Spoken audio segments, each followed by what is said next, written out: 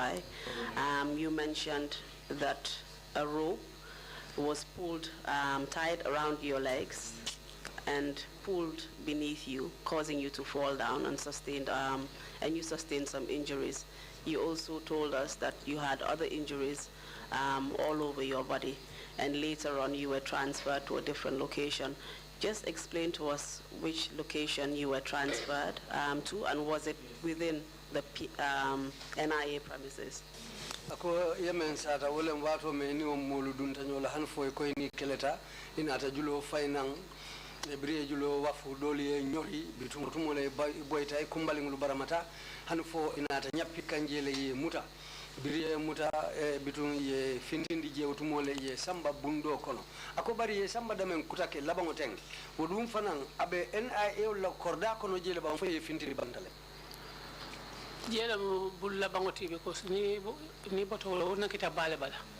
well, it is still inside the NIA compound, but I think that's the last area of the compound because it's the area which is towards the seaside. And they told me to get up and go inside the room. I got up and took my wrapper and tied it around me and then went inside the room. The areas of my right part which were torn and cut, I decided to tie them up. By that time also my shirt was all over torn on my body. That one also I tied certain parts together so that I can put it on I went until at the door of that room. I found a big gun lying at the door of the room.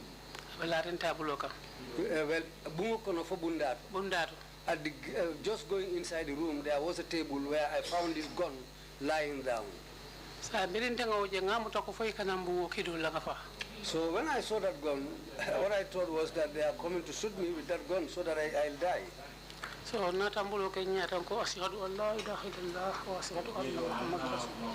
then I covered my face with both hands. Then I decided to go call Allah's name. So that if I am going to die, I will die with Allah's name in my mouth. The elders who were standing there, they laughed. They told me, you have no business with this gun. Just go inside. Okay. Then I jumped. Because at that time my leg was completely numb, but I decided to bend down, get hold of my leg, and decided to go inside the room. Because that place is an underground. I went in there.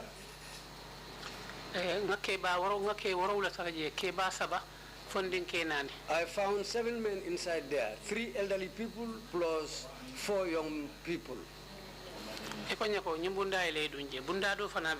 told me, open this door and go in. And there was another door also. I told them, open it up. They told me to open it. I told them, I will not open it. So one of them pushed the door. I saw men standing inside. They were all having sticks in their hand. 2 or 3 people.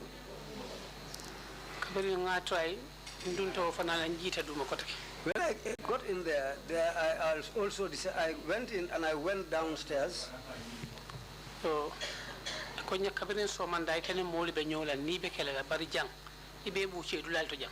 they told me since in the morning you were fighting with men, but here now you will be beaten up to the point of shitting yourself.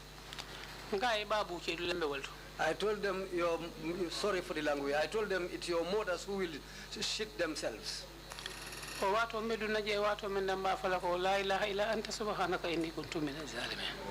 I was going there, I was calling Allah's name.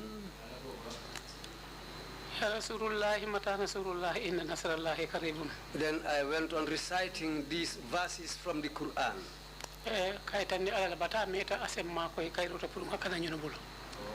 which means that I have been suffering, and I was appealing to Allah to help me to escape these people. So They told me to strip off naked and lie down.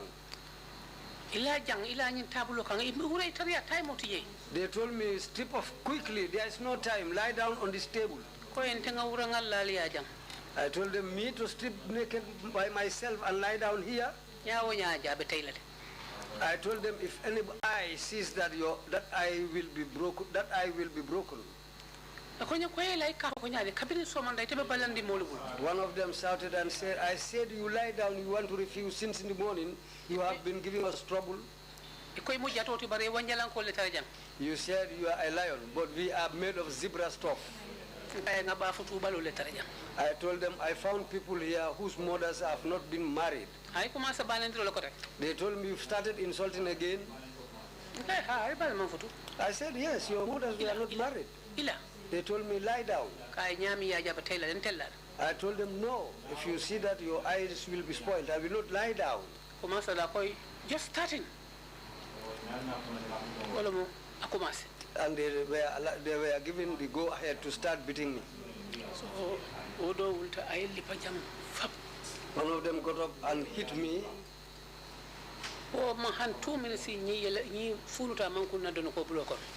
Before 2 minutes, that area was so swollen that it was unable to fit in my shirt. They all started beating me. I was still standing. I didn't say anything. I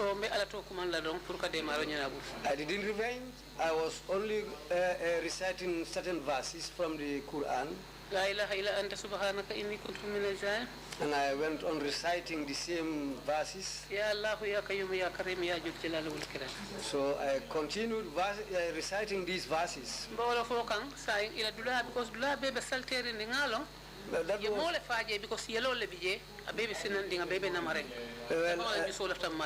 the place was so wet with blood that I suspected someone was killed there, because the whole place was sticky with blood. And then one of them, after beating me for some time, one of them told them to stop beating me. They told me, you. Madam Jai, you said this place was so filled with blood. You thought someone had died there. Where did this blood come from? Did it come from you or from somewhere else?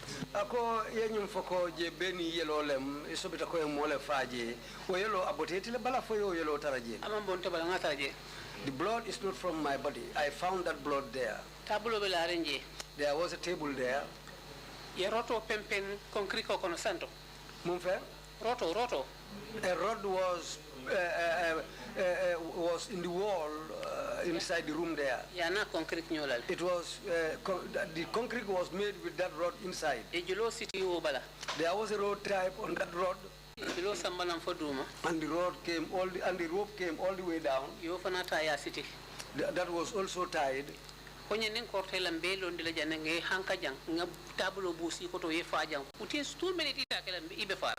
told me, you see this rope, if you give us more trouble, we will hang you here and remove the table from beneath you.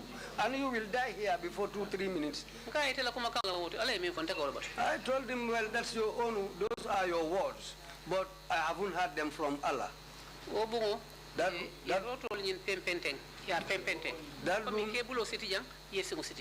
The rods were in the wall, made in the wall, so that they can tie your hands openly.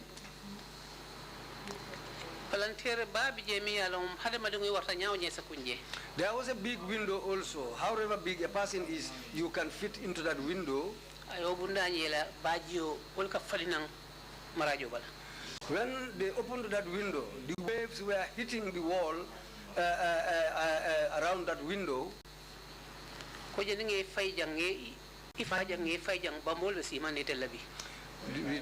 Someone told me that when we kill you and throw you out of this window, there are crocodiles here who will have you as dinner. Well, in my own thinking, he didn't tell me that, but I thought by myself that this is the place they usually call Bambadinka. Kaya konte suwo bambol da ko ning ala ko abe kele teman kuno woto. I told him, me, I cannot fit in the mouth of those crocodiles if God didn't destine that for me. Kaya sa mo kilin ronati. I told him, death comes only once. Wala fa seta famal be men keka. It's better than what you are doing to me. Ka to nyilli paro dimi ngo men benka. These beatings you are doing to me, the pain I am suffering from, Saya dimi ndanyami wo mo dimi kilingolti. the death is painful, but that's only once. Paral be nyimmen keka ndal be continue so. But what you are doing this to me, what you are doing to me and continue doing it, Wo mo dimi na ko balti. that's very painful. Balin sa pal al so masang. Ale so masang. Be di Allah.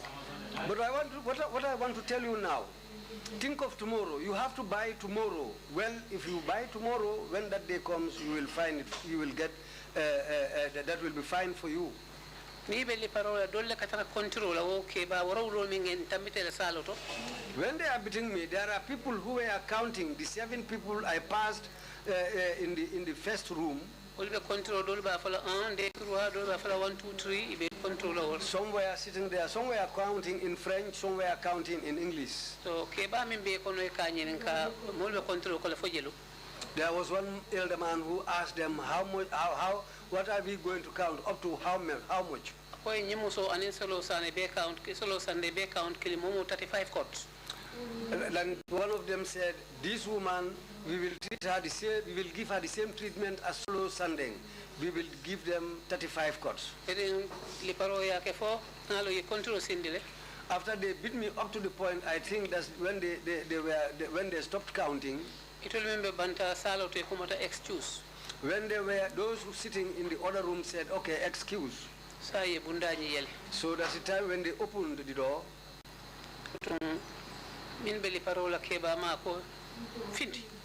The ones beating me, the eldest of them said, go out. Your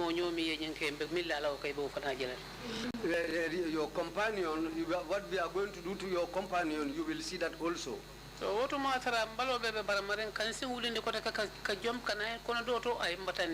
at that time, all over my body were wounded. I had wounds all over my body.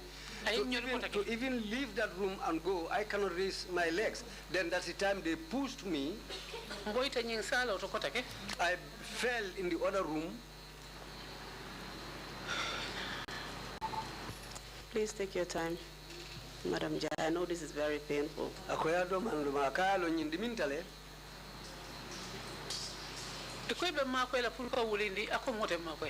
So one tried to help me so that I can get up, but one of them said, no, don't help her. So nata try ngambulo wo kido be aren tabulo min kanje. Well, I tried by myself.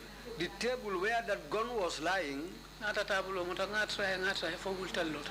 I got hold of the table, then I tried and tried until I was able to get up and stand. I gave thanks to God 3 times. Madam Jai, you told us that you had injuries all over your body, but I would just like to concentrate on the particular areas that you were injured. Can you tell us whether you were injured on your head? Ako yenyum foko otumo biri li paroke foye bandi balodula be baramata fodum ikumo fanam baramata le bang ikumo baramata le baro baramata dami wonte yeti ikumo baramata bari o baramata dami yalo nyemu so manda li paro ko wala kumo 50 ha itata mula ngampo nyondin suto fana ko take nata kam ko take. Well, the time I got the wound on my head was not at that time. After this was the beatings they gave me in the morning. Well, we went into that room. Inside that room, I found about 4 people to 5 people. They gave me a chair and told me to sit down. They brought a camera, just like this camera here.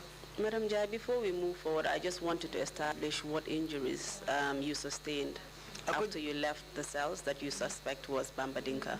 Ako alafta janinga tenteng ibota wa dinkira mento te sobita damen ko ka fajele Bambadinka wotumo ko balo be baramaring alafta lo na le mum barama fason le kete bala jato bala nyen kumbalo mo bebe tering yobe yelo bola li parole ka sadami wol fanam bebe yelo bonde. My knee, which was broken, was oozing blood, and other parts of my body where I was beaten on. Please tell us what those parts were. Ako ila balo minto ni minto li parolu keta damen han foje baramata lafta wolle lolna. What I can say is that the whole of my body was wounded and my knee was also wounded. There are other things grown up, you cannot recount those things on your own. Maybe after here we could discuss those issues. Some of the other things are an embarrassment. You cannot say these things when the whole nation is watching at you. That is making me to feel ashamed, and it's also hurting me a lot. So I cannot say these ones in the midst of people where people are watching me and people are also listening to what I'm saying. I leave that between them and God. And we appreciate that, Madam Jai. We respect your decision. Tell us those things that you're comfortable telling us, and just proceed with your testimony. Wairi ya kumo fo etenya mi fanali ya fahamule akobitum albeo kachala baribitum itasi melnu fono tenten yewlu fo biten tata je yenyeninka. When I went there, they asked me, min folo yenyeninka wala mo ke ba jangoti mi ganyela don ko dum foduma. The first individual to ask me was that older elderly tall guy. He was a jeweler and also not a citizen of this country. He had a mobile phone and he was in communication with someone. He said to me, Madam, are you Noganjai?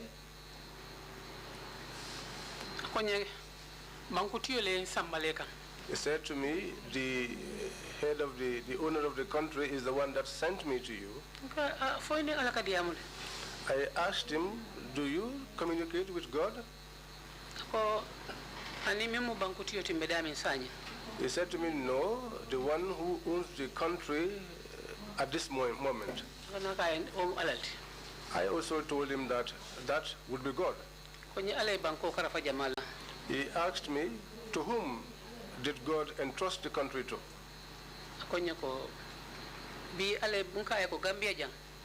I said to him, here in the Gambia, that person is Yaya Jammeh. He said to me, he is in need of you. He wants to hear that there is a large a crowd or group behind you. He wants you and all these people that are behind you to cross carpet. Now, how much will that cost? I said to him, even 25 utut, it will not worth that. I asked him, is he the one that sent you? And he said yes. My reply was that the person who likes him, I don't even like that person. He said, well, I don't think I have the diary mind to explain that to him. I said, why are you going to be afraid of him? You should be afraid of me because you people offended me. I told him whether you inform him or not, that's your business. The group following me, I don't even know the amount of people. But the person who likes him, inform him and tell him that clearly that the person who likes him, I hate that person also. And the question went on, which party are you supporting? I told him that that's not the reason why I am here. Okay. He said, okay. He went and sat down on his chair. I was sitting on a chair too. The cameraman came.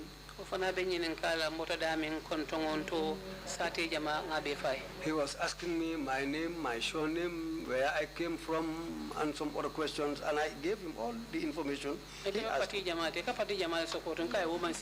He also asked me, which party are you supporting? I said, no, I'm not here for that. I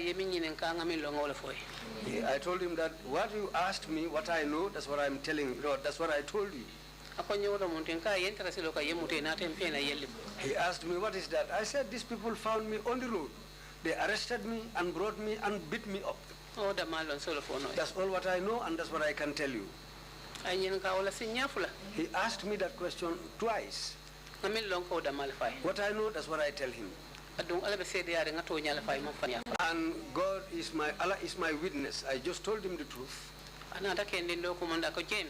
Then he called somebody else by the name James. He told that man to convey me. That man came and said, come and follow me. I also tried and got up and followed that man. He opened another door when we left that building.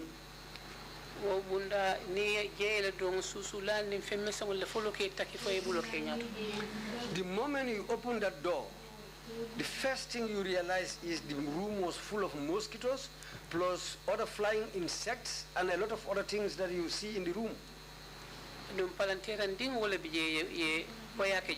And there was a very small window with a wire gauze. And inside the room, there was a part where there was water, stagnant water inside the room. He pushed me from behind and told me to go and sit down inside that water. I didn't even look at him. I didn't. He told me, I am talking to you. I said to him, hey, go and sit down there on your backside. You can tell me. He said, you are insulting me. I told him, what are you? He said, okay, we will meet again. I said, until that time. I sat down at a corner. I found Modungom there because the place was dark. I didn't recognize some people. That's the time when Kafubai spoke to me and said, Nogoi. I said, yes. He said to me, Nogoi, I've been hearing the fracas you had with these people. I told him that, well, I was worried about you people because I didn't see you also. I asked him, when you were brought here, what has been done to you? He said, since in the morning we were brought to this place, that's how we are sitting here. I told him what's happening here, what exists here is very tough. I said, the beatings they do to people here can easily kill a person. But I want to give you one advice which you should heed. They are human beings. They are not made of other stuff. They were wearing masks. But you've had me fighting them. Some of them, I removed their masks from their faces. So when I got that feeling in me that these people are human beings like me, then all my fear left me. Then I became brave and I started fighting with them.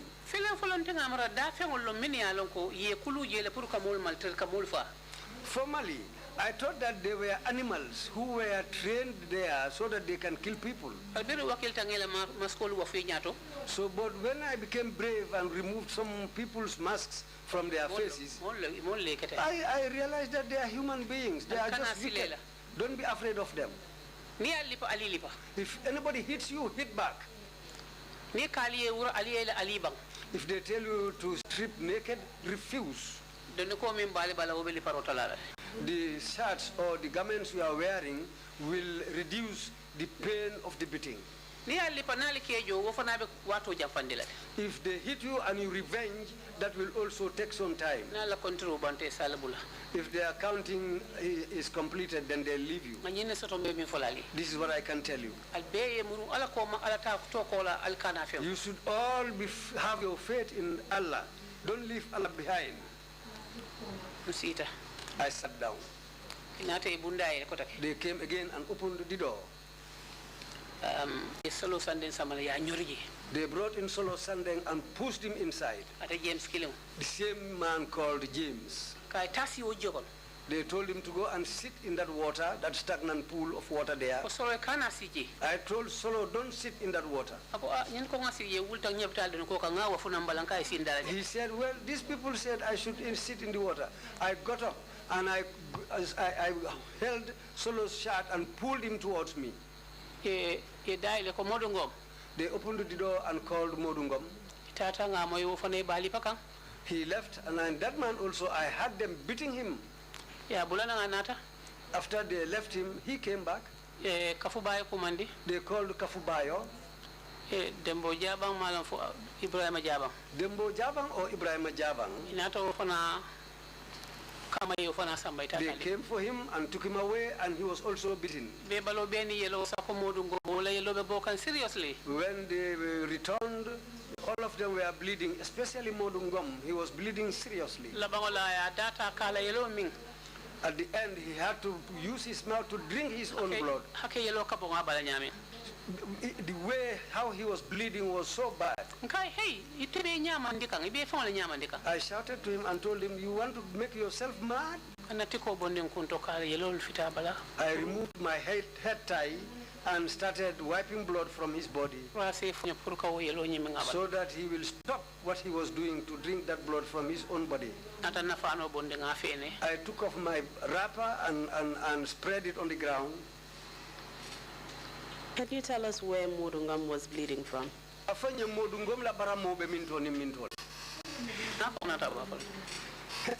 When he himself comes, he will tell you people. We are asking you, whether you know where he was bleeding from.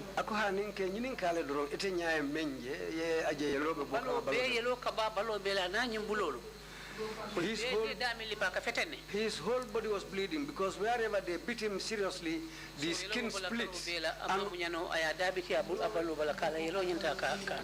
All the areas which were beaten and the skin was split were all bleeding. Those are the areas, the serious wounds where he used to suck his own blood. At the end, he sat down and bent his head. I held his head and told him, raise up your head. I said, you can be my son.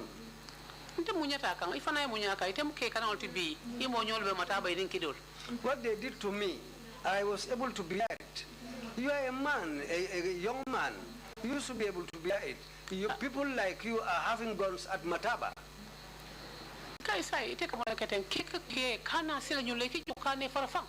I told him, what are you doing? Be a man. Don't be afraid of these people.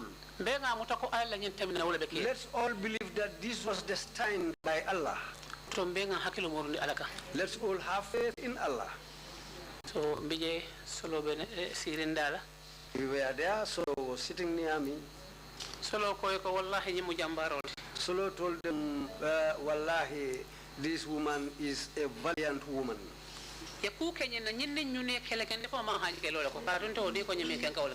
What they did to woman, I saw it, and this woman fought them. The way this woman fought them is amazing. He refused to agree to what they want to, and then he fought them back. She fought them back. I told them to come and lie on the wrapper which I had spread on the floor. The wrapper that I had under me, I tied that one properly. I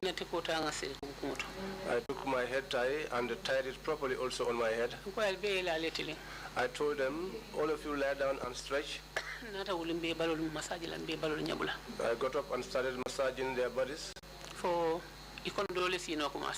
Until at some point, some of them started to fall asleep. Solo himself started sleeping or to the point of snoring.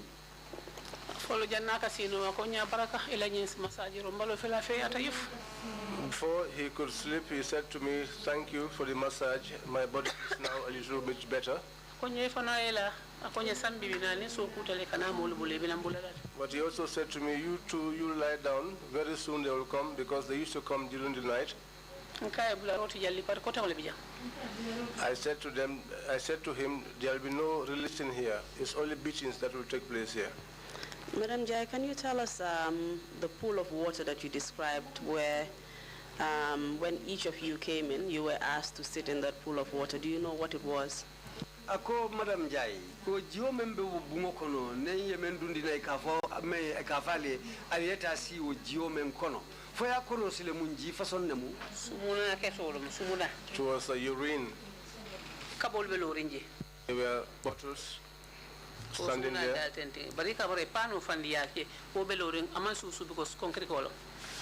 But there was also a pan. The reason why the water did not soak because of the floor was made of concrete. How did you know it was urine? The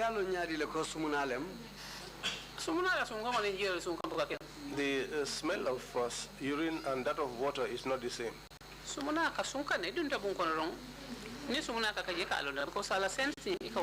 Urine smells. When you get into a room that is having urine, you can sense the smell. After the torture of Modungong, did he tell you who actually carried out his torture? Biri Modungom tajire ya wonya fo anata fo ine jumanyo leo kala. Amelo ya nyasiti. He did not know them because he was blindfolded. Hello. What about Kafubayo? Ako Kafubayo fo dum fana yalon ne. Nyunu be malong be nyasiti ron le kataje ye fo ye wura la netabulo kan doli ye singulu muta doli ye bululu muta tulbe ron teme be li pardon.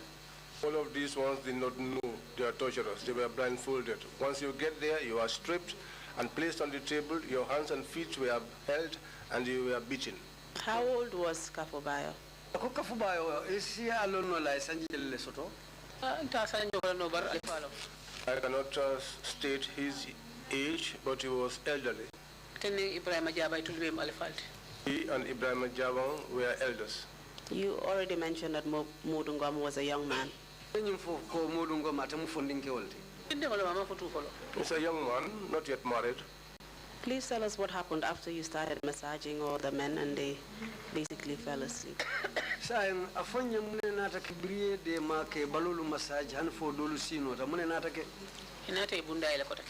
They came and opened the door again. They called out for Solo Sandeng. He was frightened. He got up and stood. Once he got up, he looked at me and called me Nogoy, and I answered. He said, I am going. He told me, go and tell Usainu to take care of my family. I asked him, but why are you telling me this? He said to me, they are going to kill me. But for me to die, for the country to have peace, that is something that I welcome. I said to him, Solo, your family is still a young one. Don't make this statement again. I do not want to hear it.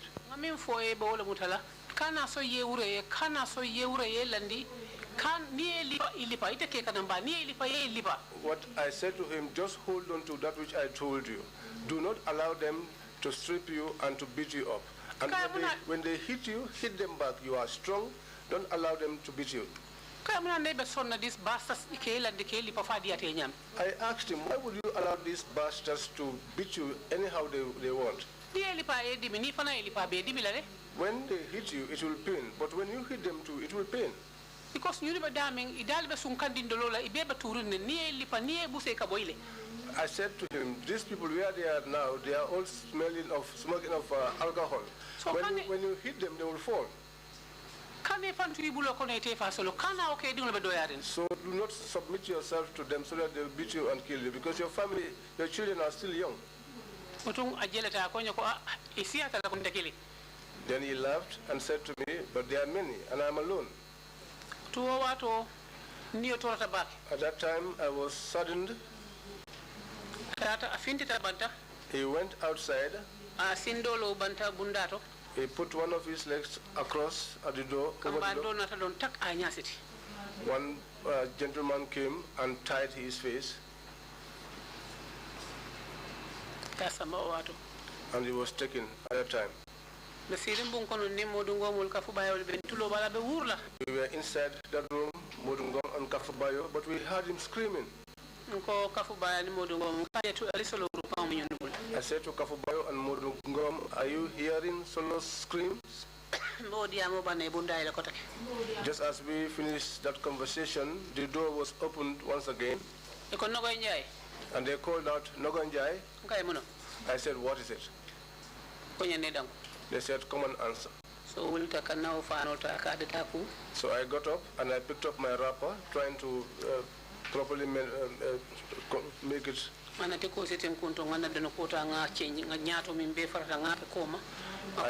I tied my head tie properly. I took my dress, which was torn, and I put the torn side at the back.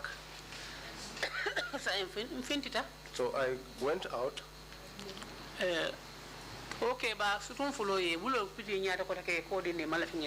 So those two gentlemen, those elderly gentlemen, the short ones, they covered their faces with their hands because they did not want me to recognize them.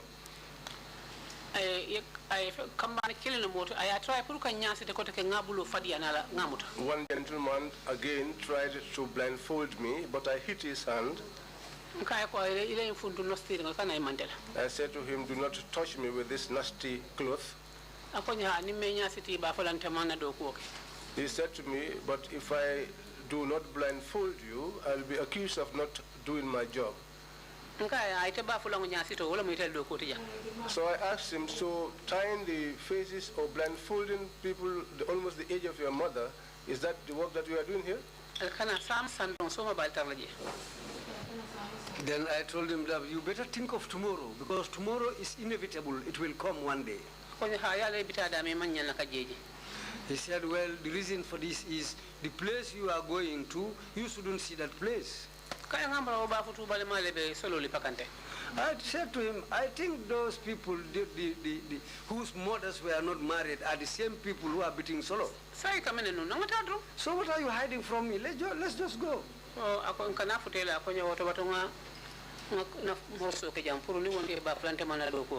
When we got nearer to them, he told me, well, let me place this cloth somewhere because they will accuse me of not doing my job properly. He was talking to me nicely. When we arrived at the place, then he started shouting, here is the onion, the big onion I have brought for you. One of them said to him, bring the onion here, we will slice it into pieces. Can you just tell us what they meant by that? What did they mean by onion? What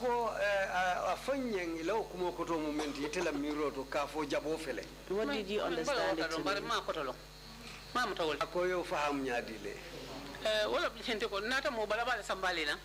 This is to say that I brought a hefty person, somebody who is fat, because at that time I was fat. Then I said to him, it's your mother that is an onion. She's the one that they are going to slice, not me. One of the men there who was the leaders of those doing the beating came and said to me, undress and lie down.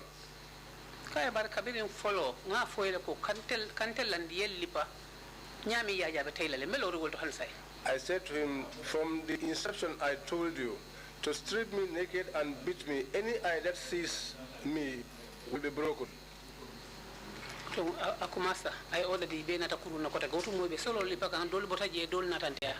was then that he gave the order, and then some of them came. At that time they were beating Solo, and all of them came and held me. Because when I arrived there initially, I went and I grabbed Solo and I said to him, Solo, did I not tell you not to strip naked? At that time he was stripped, he was only left with his underpants. He was not wearing any shirts, and whenever he was hit, that place used to break.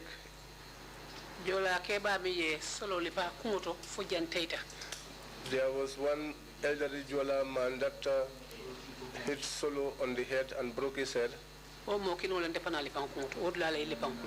That was the same man that hit me on the head. It was at this point that I was hit on the head.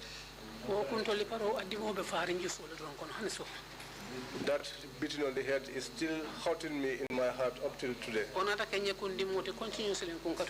That became a source of constant headache for me. So now they came and began to beat me up. They beat me seriously and we were fighting with them. And anyone that I was able to grab your whip from you, I will hit you back before you could get it from me. They were abusing my mother, insulting my mother. I was insulting their mothers back. They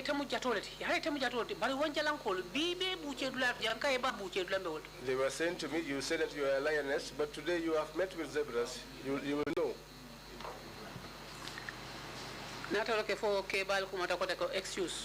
That was what was happening until those elders said excuse again.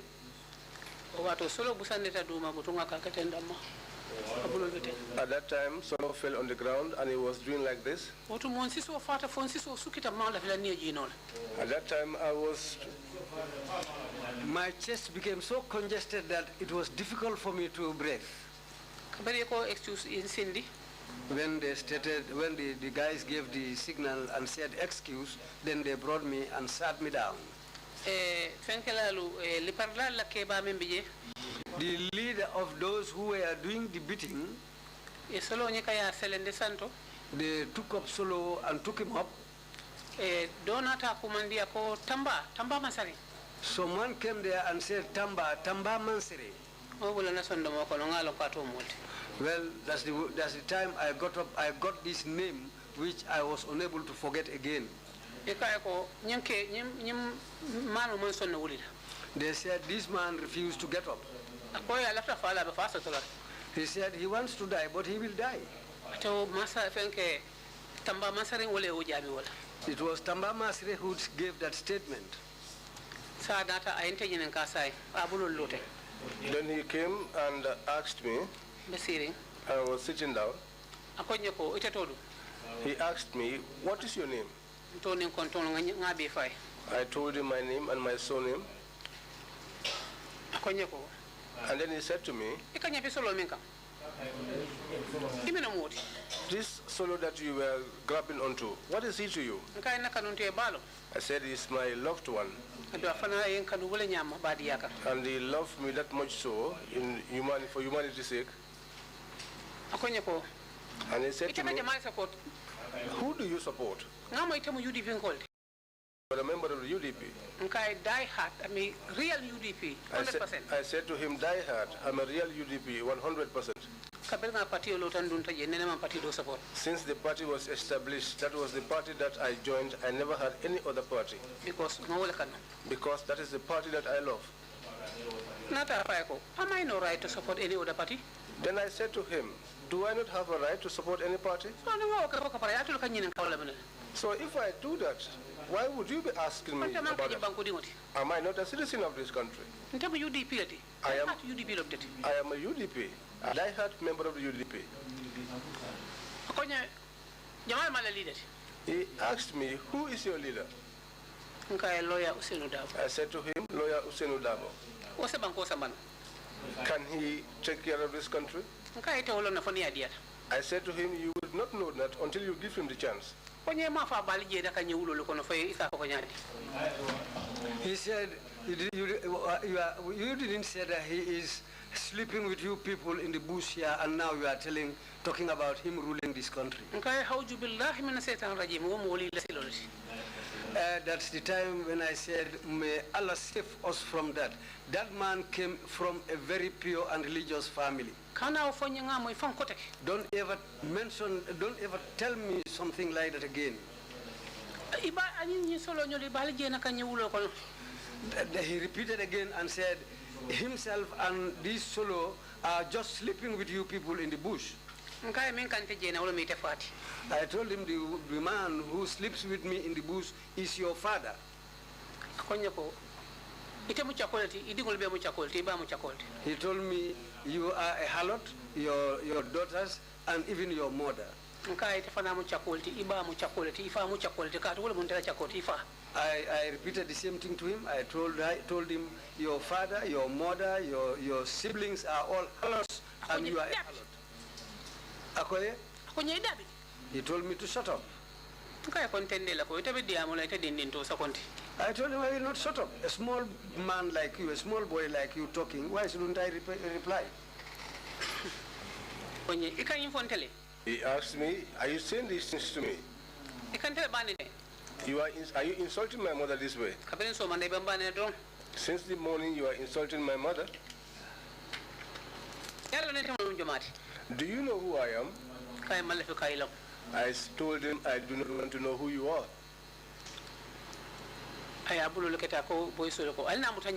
He did his hands like this and told the boys, come and hold her from the back. They came and held my hands backwards. Up to this now this hand doesn't stretch back. Because when the hand was being forced back, I suffered a dislocation. That time the hand was like this. His hand was like this, and he said, look at me. So with both hands, he hit me from both sides of my cheeks at the same time.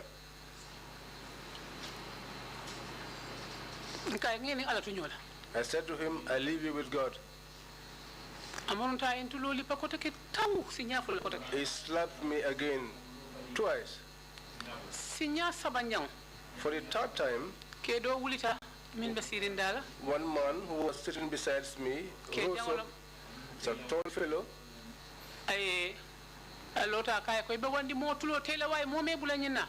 And he said to him, you are going to destroy this one's ear. Nobody has tasked you with what you are doing. That's my job. It's my job. And then he said to them, that's my job. It's my job. This is not a job. But I said to him, this is not your job. You are a bastard, that's why you do this. You are a bastard, that is why you do this. Go and find another job. Go and find another job. Hello, Mari. Yeba mutaware bari muso ina fejang. May God will it that your mother or your sister will be arrested and brought here and be subjected to the same kind of treatment that I went through, and that would be a time that you would not be here.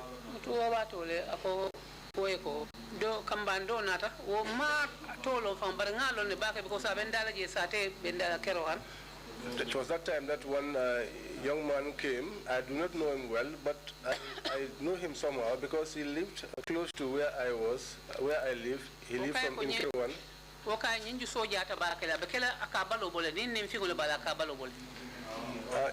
He told them, this woman is very stubborn. It could be that when she's been beaten, she used to have a means of resisting or hiding herself from the pain.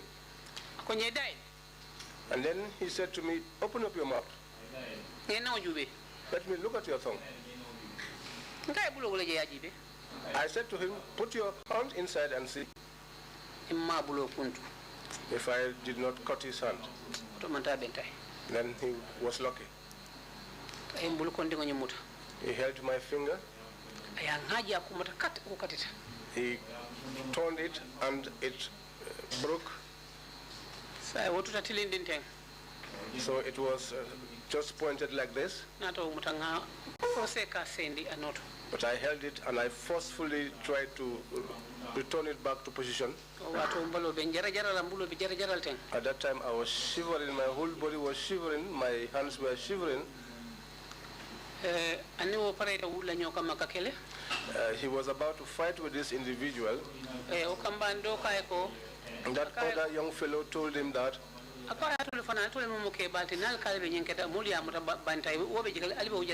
you that are seniors here, if you should engage in this sort of problem and people outside should hear it, how will they analyze it? Okay, go and talk to him. This fucking civilian want to disturb me my job. Then he said to this guy, go and talk to him. He's a fucking civilian. He wants to disturb me in my job.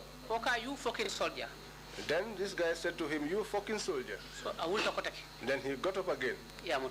And he was restrained. Then he said to him, "Do you know who I am?" The other guy told him, "You don't also know who I am." Then he was made to sit down. Then he sat down.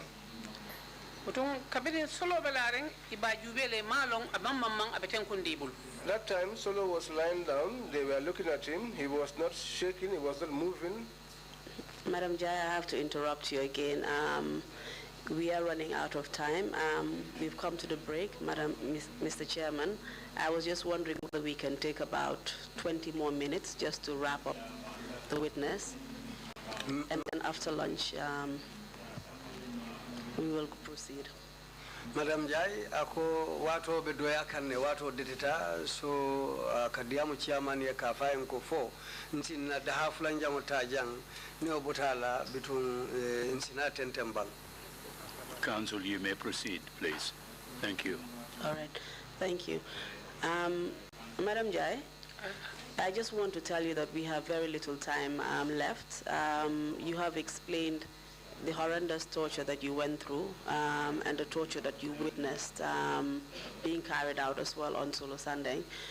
We just need to wrap up now on your experience at the NIA and just tell us what else you experienced in terms of the nature of the torture, and then we will move on to your experience at Mile 2 as well as Janjang Bure. Ako wato deteta sain yo tajire ya menkela NIA je lafta silam pralio kumfa don manding bentu jali yo tola bang wokola abela fela fanan hanimbi yekulu menu taki dinkira kotangulu to menu be ko Mile 2 ani Janjambure alsina tenten kaul fanan labang. In terms of Mile 2 and Janjang, I just want to tell you to be brief. We have heard a lot of testimony on the conditions at both of these prisons, so we would just like to know how long you remain there and under what circumstances. Ako Mile 2 ni Janjambure sede dol natale je Benjamin ya fole woto nali futata woto abe lafla do yekumo sutiyandi pour yemenji je menketa je sa kumo sutiyandi pour kumo sitaria. So just to proceed, please tell us what injuries you suffered after you were tortured and name those who tortured you. You've already mentioned Tamba Masire. Tell us if you know of any other people who were involved in carrying out your torture as well as the torture of Solo Sunday. Ako tajire ya menkelaje purka kumor nyin tola bangsai ite ajele menketela ya jele fana ye Solo Sunday menkala je bari nyulu ko wokono ye nyin to moy jele ka fombe Tamba Masire fodum ye dolu fana lonne ye walla si to moy ibe mennu fola men yalon ko wulle o tajire ya kelaje kendo almost Haruna Suso. There was somebody called Haruna Suso. When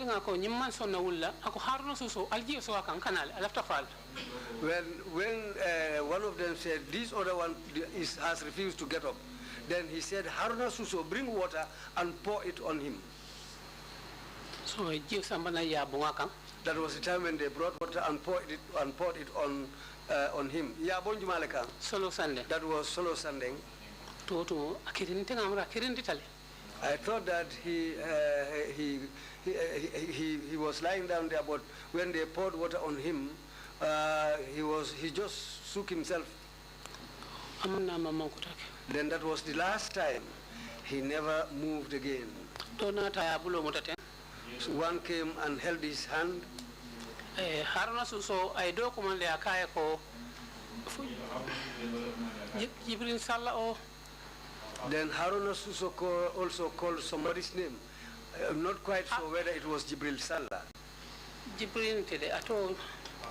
She said it's not Jibril. She's thinking. But the surname is Salah. Tukuloro. Tukuloro. Tukuloro Mantaranaja.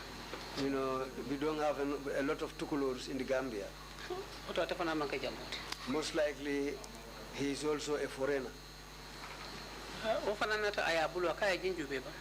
That man also got hold of Solosan and said, look at this. This man is gone. Then the third person also came. After they look at Solo, they said, this man is gone. And this man gone, all of them father. That means the person has died.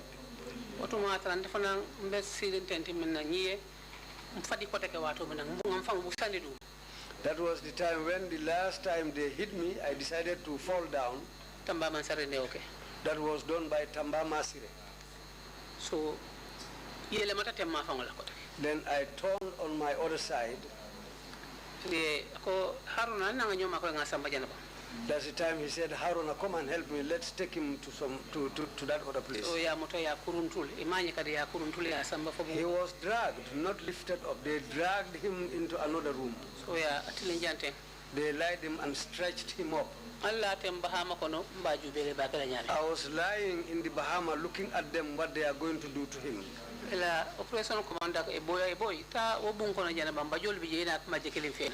Then the operations commander said, called somebody and told him, go into the room. There are blankets there. Bring one blanket. Please tell us who you're referring to as operations commander. You mentioned him before. Operations commander Jumale Mateng. Sheikh Omar Jeng. Sheikh Omar Jeng. He is the man who sent the other man to go and bring a blanket. So they covered him with that blanket and wrapped him up as they used to wrap a corpse. If any one of them comes and looks at him, they will realize that this person has died. When their doctor came and looked at him, he also pronounced him dead. He sent the same man again to go and bring another blanket.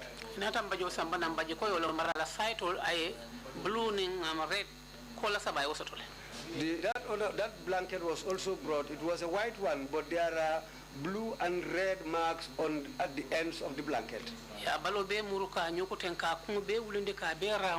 They wrapped him inside that blanket also, as they wrapped his head round and all over his body.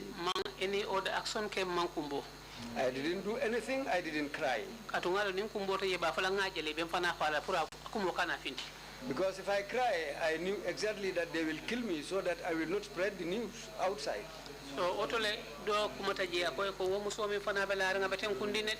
Somebody told them that woman also lying there, she's also lying down steady.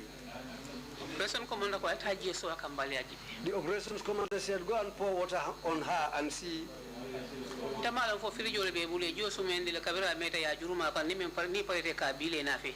I don't know whether they had a freezer in there, but sometimes that water they used to bring is cold, and that's what they pour on people. Cold water, that's what they bring. When they pour this cold water on me, that's the time when I shook my head.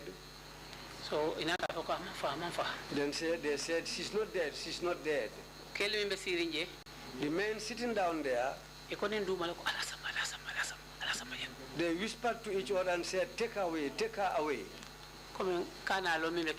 So that I will not know what has transpired there. But by that time, I knew what had already happened. So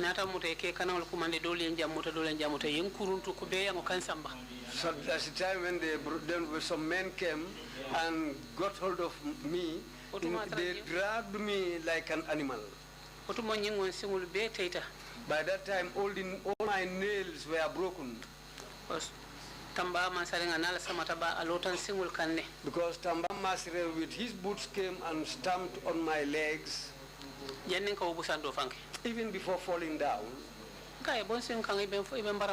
I told him, remove your legs from my leg, remove your boots from my leg. You are wounding me. She said, the person I am going to kill, you are now talking, saying that I am wounding you. I told him, you are lying. If Allah didn't kill me here, I will not die here. You don't have anything to do with that. Madam Jai, was he standing on your foot or on your knees? Standing on my toes. 4 toes. So was it your nails or your knees that were injured? Ako ngon singol le baramata foy sinkondingol. Ni sinkondingol be baramatale ngon singol fana be wutula kilindo wututa matule. My toes were all wounded, and also I lost my nails. One of them got off while I was on mile 2. What other injuries did you sustain? Ako baramadolu ketay mintole. Baramadolu ketay la jamal. I was wounded in many spots. Mamenu fay balo be ni baramo balo kay dawda yen siti julo be famala o ansai mamra abdullah sen kata ko julo jambe wasle. My whole body was wounded. Even where I was tied with a rope, there's still a mark on my body. That was when I was dragged back to where Fatumata Jawara was. And Fatu Kamara.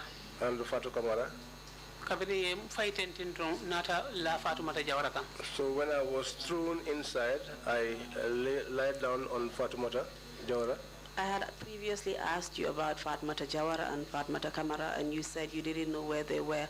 At this point, can you tell us how they came to the NIA?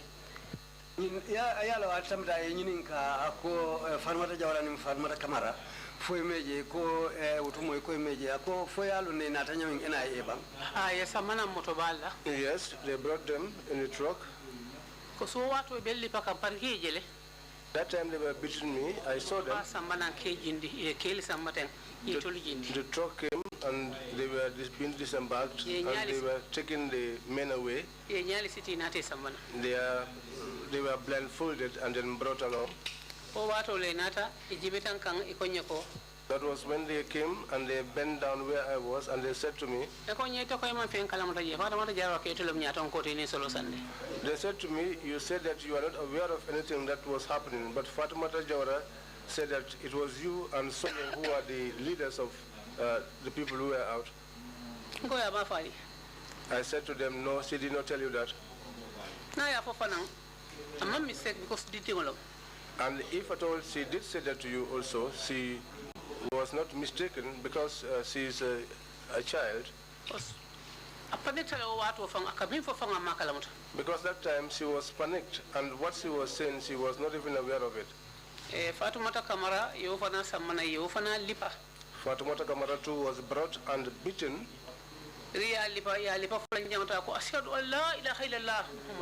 When she was beaten for the second time, she invoked the name of God. It was during the course of that beating that one elderly person came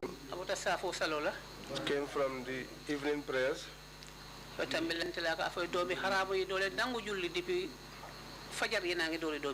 And was passing by and said, you bastards, you don't pray since morning up to this time, you've not prayed. What the woman said was that since in the morning you are beating these people, you didn't have time to go and pray. Don't you know that this woman, the words of Allah she's invoking, she's cursing you people? That was the time when they stopped the beating. They were removed from that point. I saw them taking them away. When they arrived at the reception, the blindfolds were removed.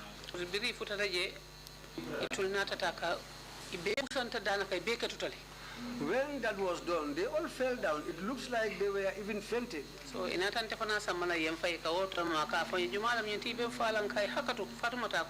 was the time when I was also brought and taken into the same room where they were thrown, and I was also thrown on them. That's the time Fatmata shouted and said, you are wounding me. Then I said, Fatmata? She said, yes. I said, sorry. Madam Jai, before they came to the NIA, did they tell you where they were? When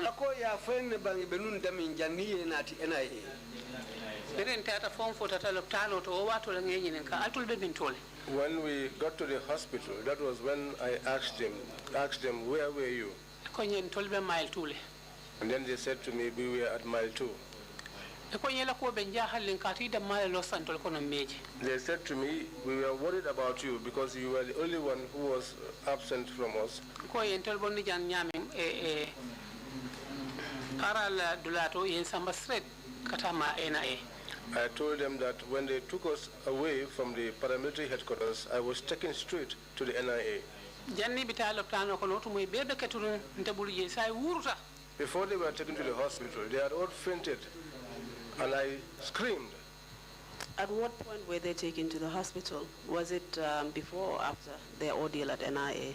Ako ye sambalop tano to wati jumale. Jani ye lipa NIA lombang fo liparingo kolalong wonata ke aye sambalop tano. Liparingo kolalong. It was after the beatings. You never lying. They were lying down. Inata gio fenam pulka dila yemin. They came to give them water to drink. Ala gio busatata fejana. I hit the cup of water in the man's hand. Because those people, they were unconscious. So a moment of conscious position, somebody who is already unconscious, if you want to force water into that person's mouth, the water might go the wrong way. The water might go the wrong way, and that person could die. Because they are liars. They will just say that they died in another way. Operation commander say Omar Jeng ako lamin lansanya yako akay tab mako yena fe ko sampul ka dimo sumiyandi bala. That was the time when the operation commander Sir Omar Jeng told Lansanyang, the medic there, to go and bring a medicine so that that will be a painkiller, some sort of a painkiller to reduce their pain. The man came back in a hurry. I bendango nyimbondi ay fenkota ay akati ay bendanta ay posino be sabaje. He came with a syringe and broke the seal of the medicine and decided to draw all the medicine into the syringe. I pushed away the syringe and I told him that you are not going to inject anybody here.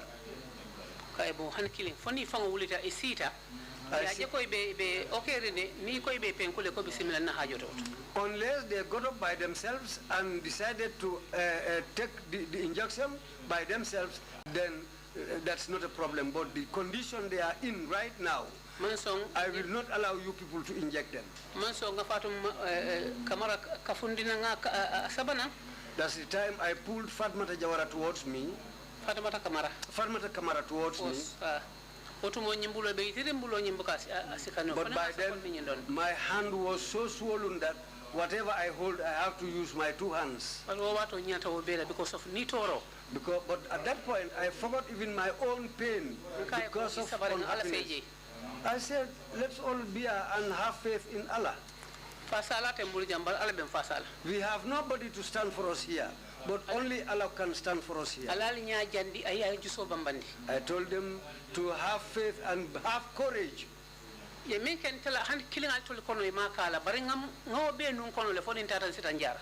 I told them what they did to me. They didn't even do that, half of that to you people, but whatever, I'll bear it. Until when I leave here, I'll go and heal myself. I pulled Fatmata Jawara. I told her to put her head on my... I told her to put her head on my legs. The place she put her head was even paining me, but I just kept quiet. Then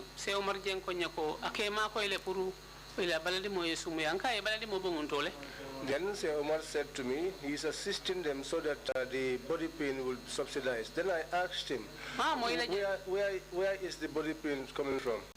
I heard from you that you are the operations commander, aren't you?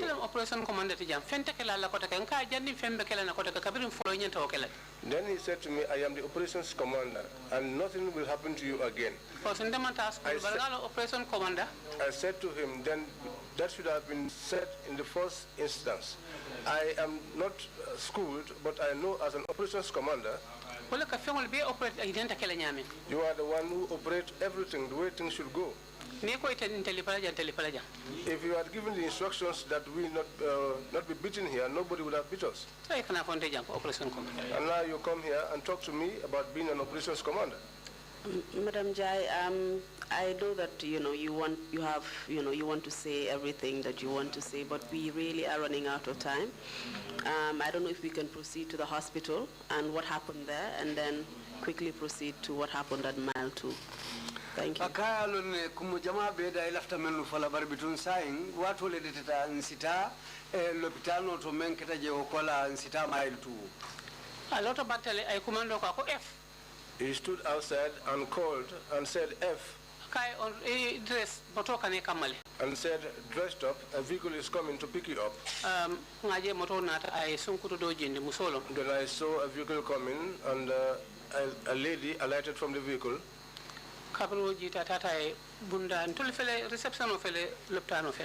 So when she came, she went and opened the door. We were seated here at the reception. And over here you had the hospital. They assisted us and took us to the hospital. There are 4 beds at the hospital. There is no rest place. So we went there, each to your bed. The medic had the other bed. So we were there under their care. For 2 or 3 days, we did not see Sir Omar. Then I asked that lady, and I asked her, the lady's name is Fatu Dabo. Fatu Dabo was a nurse there and a very good person. And she assisted us well, just as someone supposed to assist a relative. Because she went at length to take risks on our behalf, which if they were known then, she would have been in trouble. Then I said to her, assist me, I want to go to the rest place. She took me there. We found the Tamba Masere there. He had gone and taken bath and prepared rest. He had come out to try to chase women. He had seen one girl, and this is the girl that he has come after. He was leaning on the door and talking to that girl. Fadabo said to them, please move away from this place. My patient is going to the restroom. So they all dispersed. I went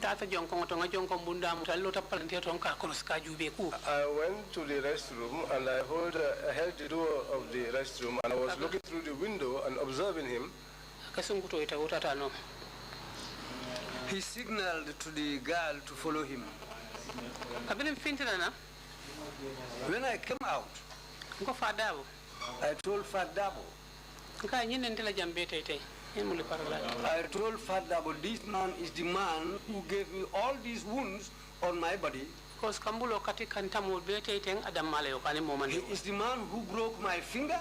He is the same guy who beat me on both sides of my cheeks.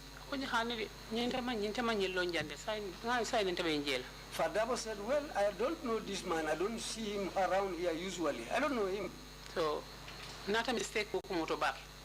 I made a mistake there. Because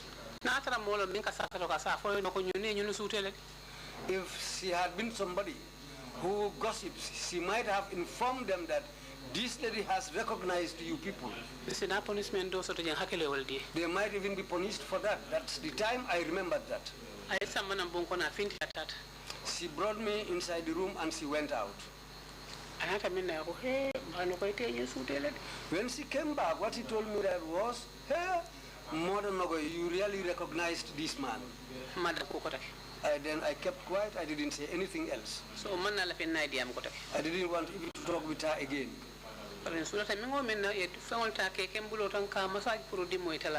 Whatever I need, she will help me, and they brought some things for my hand so that the pain will go down. The 4th day was when Sir Omar Jeng came, the operations commander. She said to me, Aja, and I answered. He said to me, but the boy said that you don't accept the food that is served here. I said to him, I am the one who refuses to eat that food, and I have also instructed these others not to eat the food. Madam Jai, how long did you actually remain at the hospital? Loptano fan kono tiltanga wala keje tata room do to ngatil nan keje tiltan nan wala ke NIA. In the hospital we spent 14 days at the NIA. We spent 10 days in the hospital room, and we were taken to another room where we spent the 4 days. And you were with Fatoumata Kamara and Fatoumata Jawara, is that correct? Ako hanimbi ninyi mo flolem Fatoumata Jawara and Fatoumata Kamara. Yes. What treatment did you receive there? Ya mun jaral façon le kalaji. Fay kambalo nyabo kan ko ji kan do la ka ton taman so yempen ko ndu ko de lo kana fen ko. Except the massage which we had, they used to warm water which they used to massage our bodies. But we did not get any other treatment because I would not allow them to inject us. I said to them, these 4 days, not eating will not kill anybody. Because here, whatever you think of has a capability of happening. Did your wounds heal within that period that you were at the hospital? Okay. It did not heal. And how long did you remain at the hospital? 10 days. And where did you go next? We went into another room where we found 2 sponges and a red carpet. The room, when we got in, I went around the room. I went behind and I noticed there was a restroom there.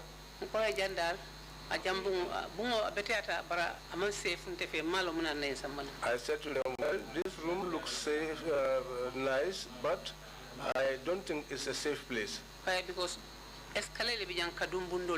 Because I said there are stairs which lead to another room. But still, let's hope in God. God will help us. So,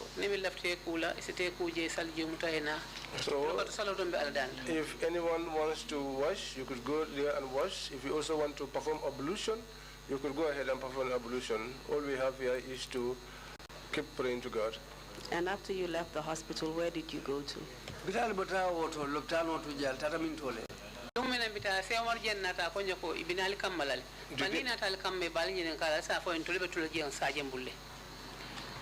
The day that they came to pick us up, sorry, I forgot again. He said they will come to pick you up, to take you to mile 2. But when they come, tell them that you are not going, that you want to stay with me here. I will take care of you people and nothing will happen to you again. But I laughed.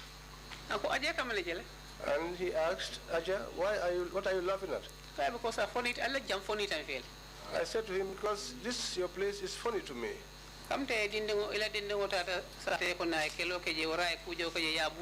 It's just like your child goes out and fights or is beaten in the streets. So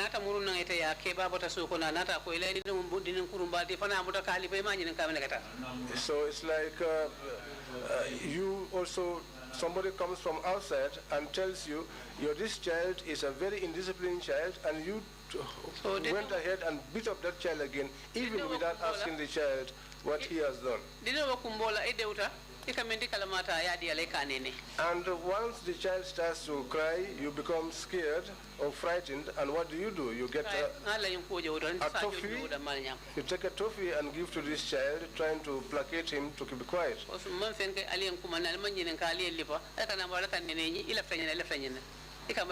This is how I see this place, because we were brought here, we were beaten even without being asked what we have done, and now you are asking us to tell you what we want. This is the way I see things. That was it was after that that we left.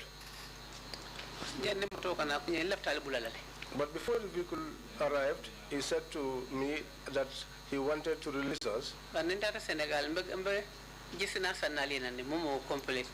But if I go to Senegal, I will buy something, a present for you people. I'll buy a piece of cloth for each one of you. He asked me, what color of clothes would you like? And I said to him, yellow.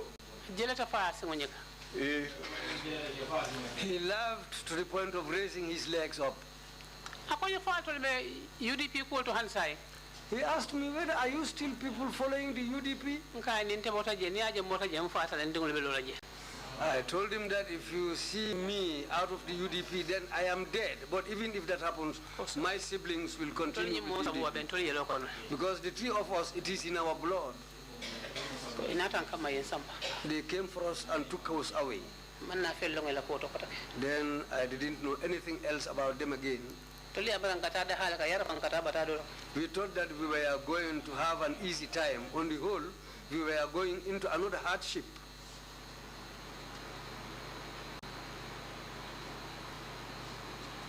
Did you eventually end up at Mile 2 prisons? They took us to Mile 2 and we were given wooden shackles to wear. Just like criminals. Do you know in which section of the prison you were kept?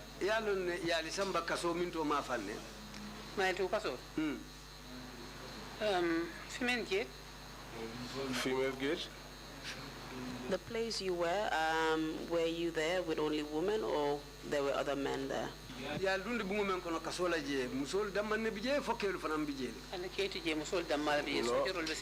there are no men, only women. The soldiers were on the way. And who were you there with?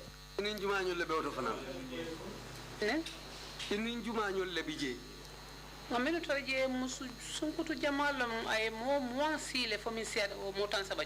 people we met there were young girls. They could be up to 20 or even 30.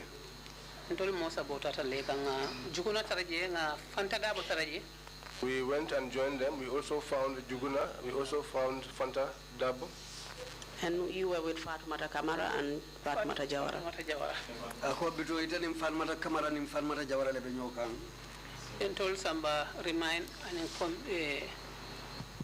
prison and told Samba what? They took us to the remand prison. In the remand prison? While we are at the remand prison, Hussein Lamuso Aja Maindur. Hussein's wife Aja Maindur. Tomorrow Sifa along Asada Sambayana. She brought us all different types of food you can think of. Labawala inata akonye puruka domoro fenyana ay kafere ke akadundu nyaming atelialo.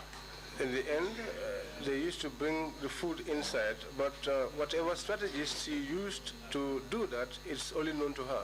Yentane Fatu Kamara nem Fatu Jawara bondiji Samba convict prisoner. Myself, Fatu Kamara and Fatu Jawara, we were taken from that place and taken to where convicted prisoners were locked up. At that time, they were not being brutal or wicked to us. It was only that the place was congested. So at that time, myself, high blood and diabetes seriously back because I had my high blood and my diabetics was very serious, and I used to have a burning sensation in my chest all the time.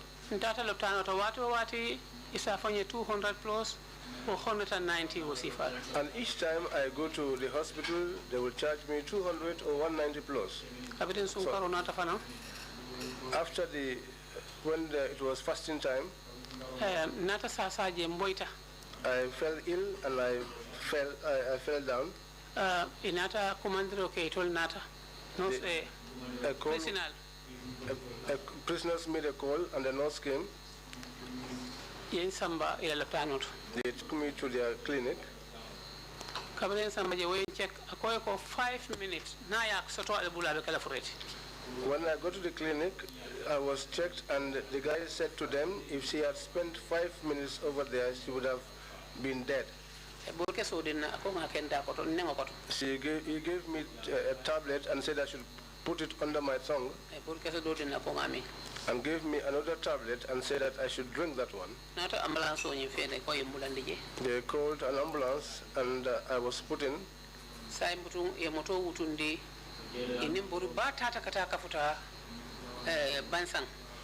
So they started the vehicle and they went at high speed, moving towards Bansang.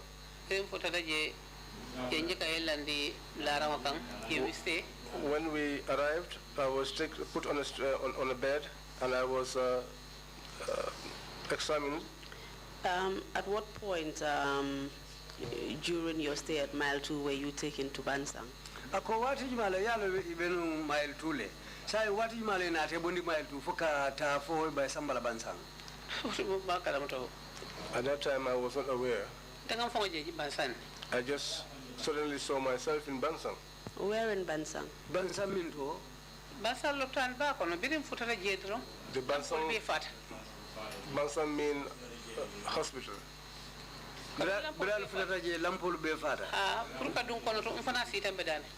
When we got inside, there was a blackout, so I did not get inside. I sat down.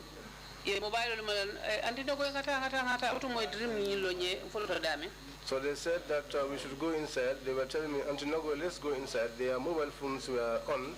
They put on the lights. They said, let's go. We have lamps. We will put them on. But I did not respond to them. But at that time, when I arrived, they had put me on a drip. Do you know why you were taken to Bansang Hospital instead of the RVTH, which was closer? Yes, Samba Bansang. Katu banyun loptano le katata ni mile tulem. Munan na bita fuete be Samba la Bansang fo yalo ne bang. Ngami sobi wolom nyente ni Samba na mile 2. Mile 2 asake moli en suteje. Moli en jeje isai kan tolu nule kan Samba jara ko jara lola. What I suspected was that if I was taken to Mile 2, people will said Mile 2. Koso wato e malong bawo atarantanga kilaki ngamoje mi yalo usela dokulalom otumombe NIA maku mandi mahani kato ko man ngaju be nyabalo ngakante wotu mo nyimbe laare fato kamara balare kan nenye mbulo be tiren kabira fana jeji be duru nga nyambala kan no ngakaite mambulo yindi. Well, the way it happened was when we were at Mile 2, I saw somebody who I know was very close to Usainu Dabo. So I didn't call his name, but I looked at him until I caught his eye. When he looked at me, I made a signal to him. Then I think he comprehended what I meant. But after, then one of them came to me and asked me what have I been telling that guy. I asked him, do I know him? I told him, go and ask him if he knows me. I don't know him. He said, but I saw him I saw you signaling him. I said, no, get out from me. So that happened at the NIA. So they used to hide us because they don't want people to see us.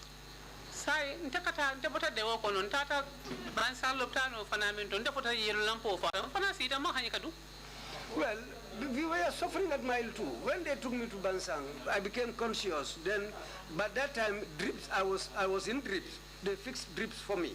So when we arrived at the Bansang Hospital, a blackout took place. Then I sat down at one place and I refused to get up. Just to clarify, Madam Jai, was this before or after you were sent to Janjanbureh prisons?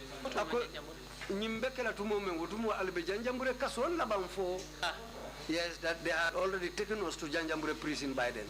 Please just start from there. Tell us how you actually got to Janjanbureh prisons before going to Bansang Hospital. Afolonye janni bitala hanfo Bansang Lopitano really samba Janjanbureh ni wati jumale ani nyadi. Around 5 or 6 months because it was early evening around 5 or 6. How long did you remain at Bansang? Sorry, at Janjanbureh prisons. I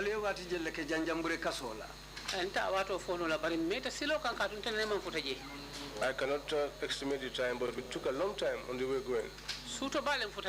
We got there late in the night. Before we got there in the night, we started at Masakonko. We disembarked at the Masakonko police station. They asked those people to keep us and that they would pick us up the next morning. The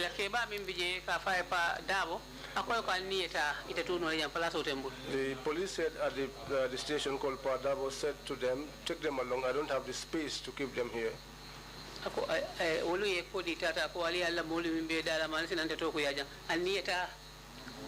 Well, what Padabo said after they left was that you brought half-wounded people, half-dead people to me. Now, if you leave them here and anything happens to them, then I'll be given a bad name. This is why I don't want you people, I don't want them to leave these guys here. So they put us back in the vehicle and we went on and we drove all that night. We arrived at Janjambure late at night and we were handed over to the guys at Janjambure. They took our belongings and put us in a cell. They wrote our names and put us in a cell. It was a 2-room affair. And how long did you remain at Janjambure prisons? Ale wati jele ke Janjambure kasola.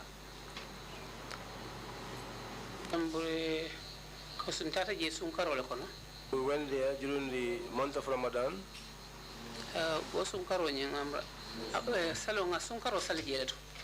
think we prayed Ramadan there.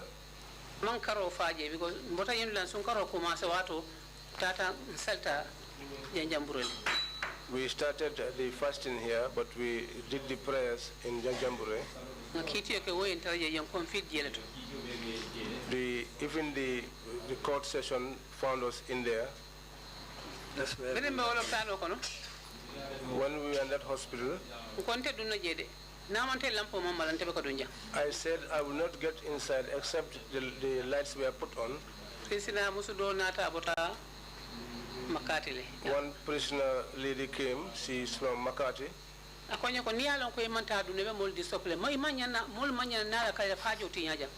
If you know that you are not going to enter inside and be disturbing people, then we shouldn't have wasted our time to come here to attend to you.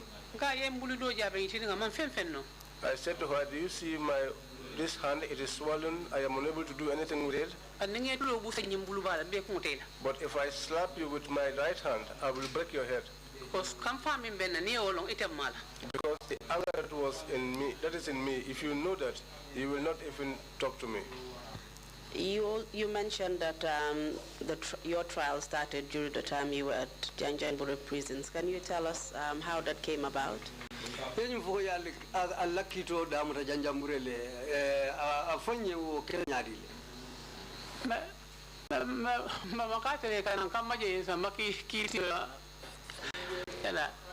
Will you need some time, Madam Jai? Perhaps we can take a break. You look like you're tired. I think we need to take a break. Mr. Chairman, I believe the witness is tired. Let's take a break at this point and then we'll come back. We don't have that much to go. We are asking if we can take a break of 1 hour, 20 minutes, so that we can also deal with the business we need to deal with in the conference. You have to guide me now instead of the other way around. Are we coming back after that break in the public session, or do we close the public session there in the light of the note that's just been given to me? Can you please clarify? Yes, Mr. Chair, the arrangement is that we take a break now, a lunch break. Obviously, there is only a little left to be dealt with, but I think we've pushed a little too far. The witness would need to take a little rest. We would take 1 hour, 20 minutes, and then we will resume our public hearing. She would continue with her testimony, and then the commissioners would ask questions, and thereafter she would give her closing remarks. There is that intervening business that the commissioners need to deal with, which I don't have to announce here. So 1 hour, 20 minutes lunch break, and then we resume. So which means, therefore, we should resume at, yes. Thank you, Mr. Chair. Fine, that's okay with me then. If we're coming back, we're not closing the public session at the moment. So we would take the lunch break now and come back. We'll resume at 3:35. Thank you, Mr. Chair. Meeting is adjourned. Thank you all very much.